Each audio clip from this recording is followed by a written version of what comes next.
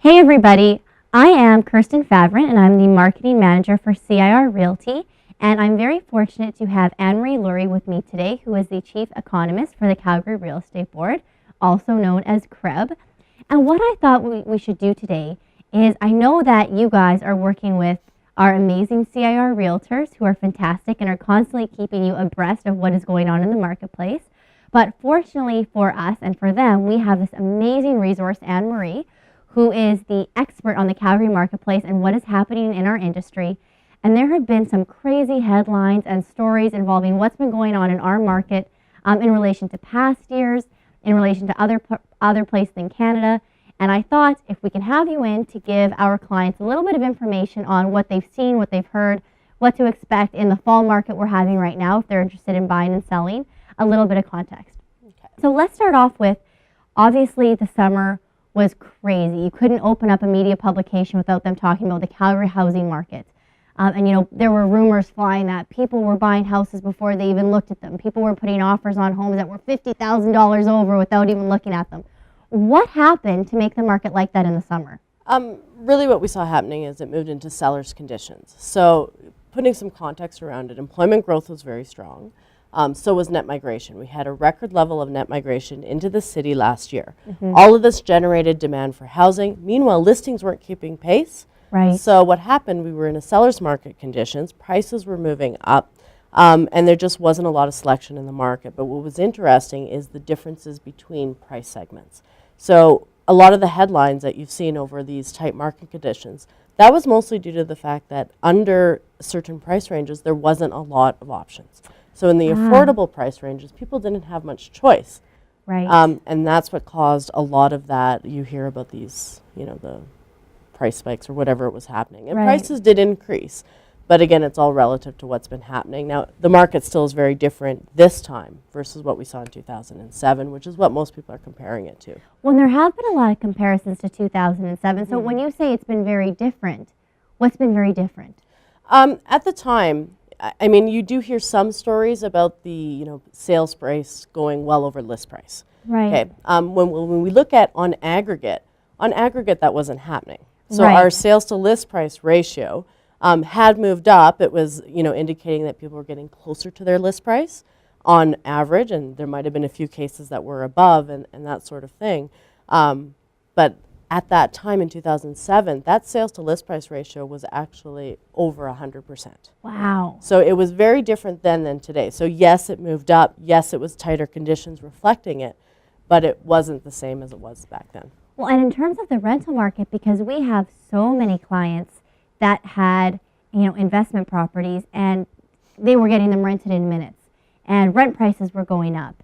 And there were so many people that, you know, couldn't buy, so they were renting. So the rental situation, how did that affect everything this summer? Well, that still is the case. The rental market is still very tight. And what happens is when those rents start to increase, it actually encourages home ownership. Right, in those lower home lower home prices. So again, it all ties together. So what happened is with little choice in the rental market and rising rents, for those who were ready, they were starting to consider ownership. Most of those people who are in current renters aren't necessarily, they're the first-time home buyers. Yes. So they're looking in that more affordable range. And we saw in the single-family market supply levels in that under 400,000 price range kept declining, and it still is declining. Right. But meanwhile, what has happened, and as we're starting to see transition, is that listings started to improve. Yes.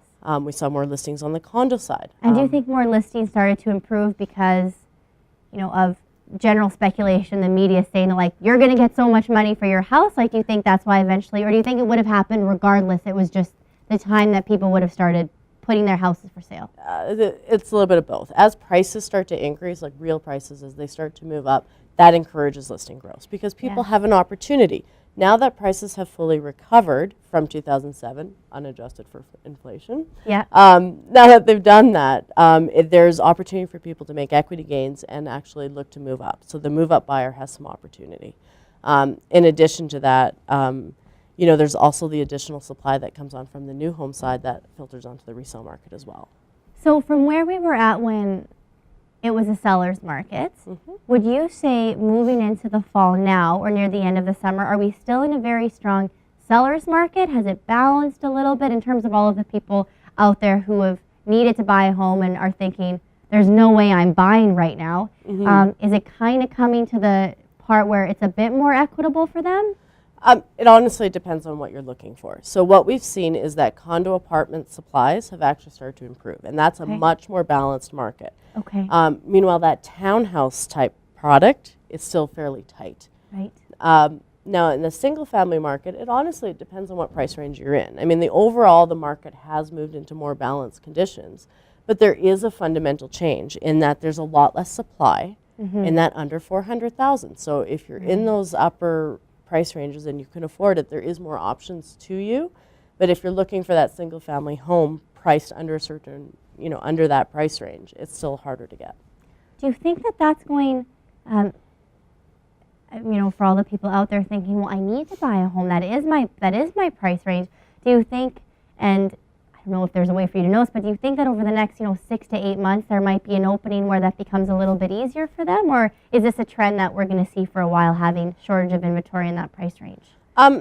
Well, when we say shortage of inventory, it is also for that specific single family. Just so for they that, still yeah. have options For like the condo in the and condo whatnot. apartment, condo Right. townhouse, as well as surrounding areas. Right. So, and this is also why we've seen a lot of activity in places like Airdrie, Cochrane, Okotoks, those Right. areas, because they tend to offer those single family homes in those price ranges.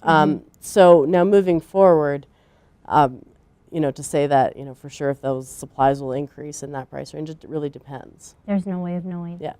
So fall market now, obviously the busiest of the busiest has passed. Calgary's market is still doing pretty good for fall. Moving into the holiday season, I think there's a lot of people that are still going to be, buying and selling real estate. Typically, what seems to happen in terms of inventory and pricing in the holidays, and do you think that's going to be typical for the next 2 months? Activity usually starts to slow as we move into the winter season. So you'll see prices, we're expecting that prices will likely level off. With it being more of a balanced market, we shouldn't see the same price growth. Year over year gains still look very strong, just because of the gains that we had earlier in the year. But if you look on a month-to-month basis, prices are leveling off at this point. Now, and again, we move into a period where there's just less activity, but market conditions should remain fairly balanced throughout the remainder of the year. That's very great. Well, thank you so much. We're going to be attending the Calgary Real Estate Board Conference in January, as many of your realtors are going to be as well. And Anne-Marie is going to be speaking and giving us an economic forecast on what we can expect to see in our market in 2015 moving forward. So we'll make sure that we get a summary of that to all of our realtors to make sure that they can get that out for you, for all of our buyers and sellers who are going to be doing some real estate trading next year. So thank you so much, Anne-Marie. Thank you. Hope that was helpful, and all the best.